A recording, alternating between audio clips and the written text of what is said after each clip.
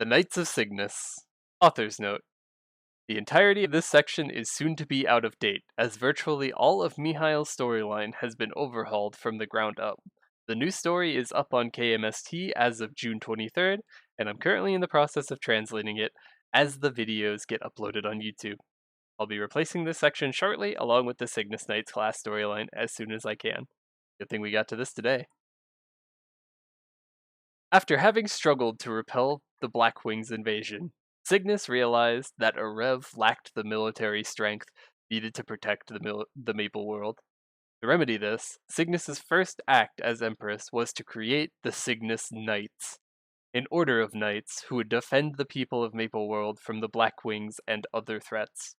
Having heard the stories of the legendary Knight of Light, Chromiel, she and Nineheart attempted to track him down, but were only able to find his son. As a baby, Chromiel's son has been brought by his father to a shopkeeper named Mr. Limbert, who had begrudgingly raised the boy, though not without inflicting much abuse upon him. After testing the boy to see if he was truly the son of the Knight of Light, Cygnus and Nineheart brought him to Arev.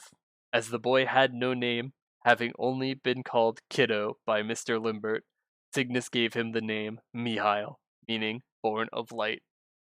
Nineheart then began overseeing Mihail's training, but when Mihail discovered a document detailing Nineheart's order to investigate Chromiel, he grew unfocused from his training, as he incorrectly concluded that Nineheart didn't believe that Mihail was Chromiel's son. Upon being confronted, Nineheart told Mihail that the one thing that he was certain about was that Mihail was Chromiel's son. Knowing that Mihail's doubt would get in the way of his training, Nineheart sent him to investigate his own father in Perion. There he helped 10 Boogies, an informant for Arev, with her assignment in exchange for information on Chromiel. She directed him to an archaeologist named Winston, who told him that Chromiel, who had once been a great warrior, had gone penniless after his wife's death, and had retreated into Sleepywood. Informing Mihail that Sleepywood was out of his league at his current strength, Winston suggested visiting Chromiel's tent in southern Perion. After seeing how pathetically his father had lived, Mihail wondered how his mother's death had such an impact on Chromiel as to make him abandon everything, including his own son. Just then, a group of assailants arrived and began attacking Mihail. After defeating them, Mihail spoke with their leader, who revealed that long ago they had kidnapped a baby Mihail and his mother. According to the assailants' leader, all Chromiel had to do to save his wife was to confront them, but Chromiel had been too scared to face them and let his wife die. Now full of doubt about whether his father was truly a good man, Mihail returned to Arev and voiced his concerns to Nineheart, who advised him that in such situations he should look for the whole truth instead of assuming that he had all the facts. Mihail then spoke with Cygnus about his doubts on whether his father was a good man, whether he was truly his father's son, and his fear of being swallowed up by the same darkness that had consumed his father. Cygnus reassured him that she could feel that he had a good heart, and that she had complete faith in him. Reassured, Mihail decided to heed Nineheart's words and returned to Perion in order to investigate the full truth. Upon arriving, 10 Boogies told him that she had seen Winston leaving Chromiel's tent with some of his things. Furious, Mihail confronted him and demanded that Winston return everything that he had taken, revealing himself as Chromiel's son. However, Winston rebuffed him, retorting that Mihail had no proof to substantiate his claims. Nevertheless, he allowed Mihail to look at the diary that he had found, provided that Mihail could obtain it from the monsters who had stolen it. After a long hunt, Mihail found the diary and the torn pages that the monsters had stolen, and read Chromiel's last entries, which detailed the circumstances of the kidnapping. He learned that the mysterious assailants had kidnapped both Mihail and his mother, and had told Chromiel to choose one person to rescue.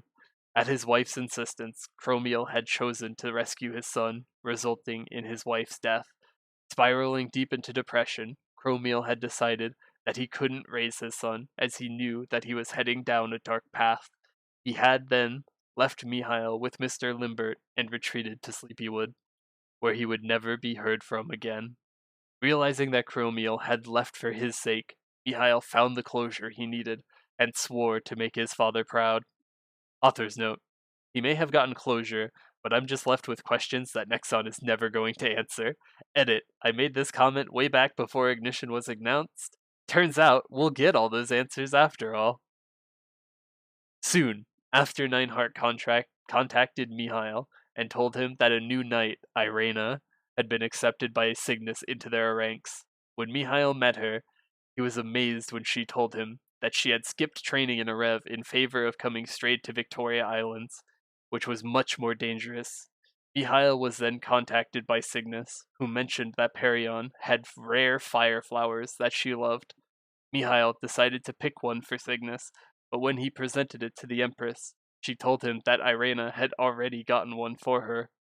Neinhardt then told Mihail that Hersha, an informant in Alinea, had reported an alarming increase in the number of evil eyes. Mihail rushed to defeat them, but once again he discovered that Irena had beaten him to the punch. Next, Mihail was contacted by Raka, an informant in Hennesis, who told him that mutant mixed golems had appeared in the Golem Temple. Mihail rushed to the Golem Temple and began attacking the golems. Though he was unable to find the mutated breed, Raka then told him that Irena had already taken care of it and that he had forgotten to let Mihail know. Frustrated, Mihail chastised him for being so preoccupied with chastised himself for being so preoccupied with finding his father instead of training. He sought out Irena and asked her what made her so different. Author's note: she's just built different. Irena told him that she wasn't strong, but she practiced diligently every day in order to get the level that she was at. After resolving to redeem himself, Mihail was contacted by Neinhardt, who told him that a keepsake of Empress Arya had been discovered in northern Perion. Author's note: there's a good chance that this keepsake is Arya's diary, which Cygnus eventually gives to Phantom. As the northern ridge, or region, was much more dangerous, he told Mihail to take Irena with him. However, Mihail felt that handling this mission alone would demonstrate his strength, and so he neglected to tell Irena and found the keepsake on his own. To his shock, Neinhardt was furious and told him that he needed knights whom he could trust to follow his orders, and that he needed Mihail to be a leader, not a show-off. After reflecting on his actions, Mihail realized that there was no shame in relying on others, and that trying to do everything alone was where his father had gone wrong. He went to apologize to Irena for being jealous of her, but she laughed and said that she had been working hard because she had thought that she couldn't compete with him.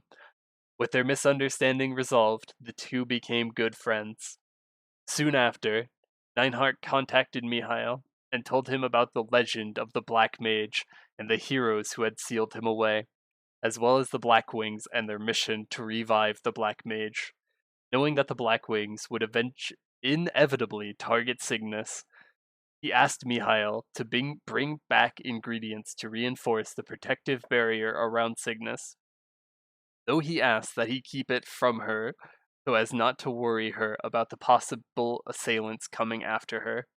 Cygnus, however, found out that Mihail and Neinhardt were doing something behind her back, and though she didn't ask him to explain, she expressed her commitment to keeping Maple World safe, as well as her doubts about being able to fill the large shoes of Empress Arya.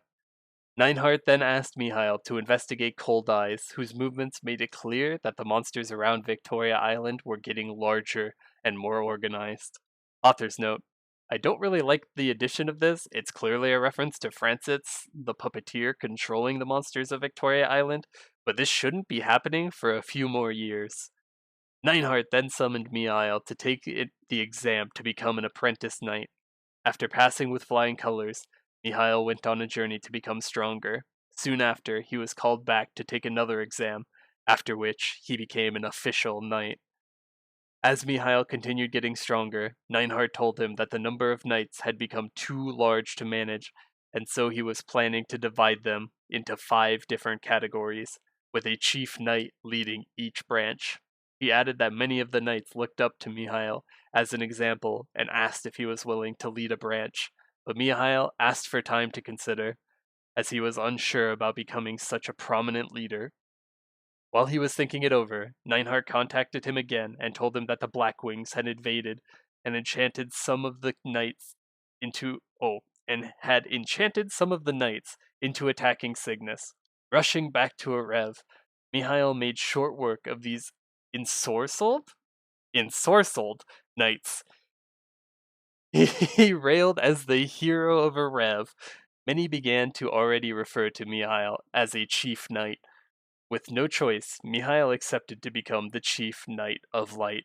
Soon after, Irena was made the chief knight of wind. Over time, 3 more chief knights were added: Oz, the chief knight of flame; Hawkeye, the chief knight of lightning; and Eckhart, the chief knight of darkness.